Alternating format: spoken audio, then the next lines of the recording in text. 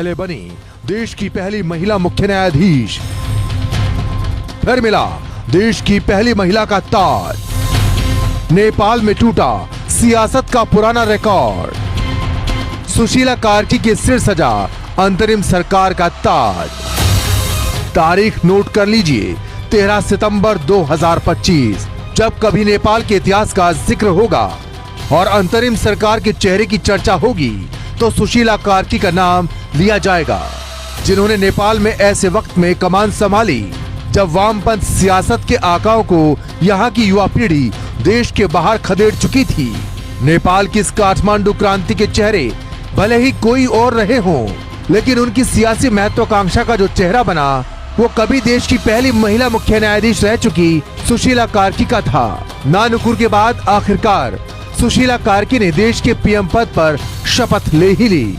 जिन हालात में सुशीला कार्की ने नेपाल की सियासत का एक ताज लिया है, उनके सामने कई तरह की चुनौतियां हैं। जन अपेक्षाओं का भार है, जिसमें नेपाल को करप्शन से मुक्त कराना, उन सियासी परंपराओं को तोड़ना जिसमें भाई भतीजावाद, चीन के दबाव से आजादी और नेपाल के अंदरूनी हालात जिसमें महंगाई, बेरोजगारी जैसे तमाम मुद्दों का हल ढूंढना है। जेएनजी ने जिस तरह से इस आंदोलन को धार दी, जिसमें हिंसा, पिटाई, आगजनी और मंत्रियों पर हमले हुए, उससे ये लगा था कि अंतरिम सरकार बनी भी तो कोई युवा ही इसका चेहरा होगा। लेकिन जैसे ही सुशीला कार्की के नाम का ऐलान हुआ, उसने साफ कर दिया कि नेपाल की सियासत का मुद्दा युवा नेतृत्व नहीं, साफ सुथरी सरकार और सियासी हालात में सुधार है। सोशल मीडिया पर बैन के खिलाफ शुरू हुए जेएनजी के इस आंदोलन ने हिंसा की चादर ओढ़ ली। नेपाल के युवाओं को भले ही सत्ता बदलने का क्रेडिट दिया जा रहा हो, लेकिन सच्चाई ये है कि खुद की ही लगाई आग में उनकी छवि भी झुलसी ही है। क्योंकि किसी भी आंदोलन की जीत सही मायनों में तभी मानी जा सकती है जब उस आंदोलन पर खून के छींटे ना पड़े।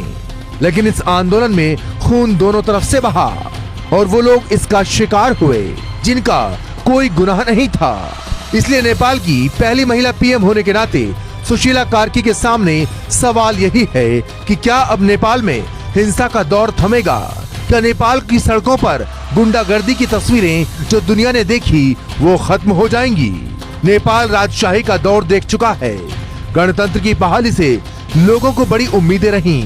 सबको लगा था कि जनता के शासन का सीधा फायदा जनता को मिलेगा, लेकिन साम्यवाद की आड़ में एक ताकतवर मुल्क चीन के सामने झुकते जा रहे नेपाल ने जनता के भरोसे को तोड़ दिया। ऊपर से देश में राजनीतिक अस्थिरता, बेरोजगारी, महंगाई और भ्रष्टाचार की जकड़ ने बचे खुचे सपने तोड़ दिए। नतीजा युवाओं में असंतोष पनपना शुरू हुआ, जो अभिव्यक्ति की आजादी पर लगी पाबंदी के बाद उफान मारकर बाहर आ गया। विचारधाराओं के बोझ से मुक्ति पाने और एक व्यावहारिक जमीनी शासन मॉडल गढ़ने की क्या नेपाल अपनी राजनीतिक संस्कृति को जवाबदेही और पारदर्शिता से जोड़ पाएगा?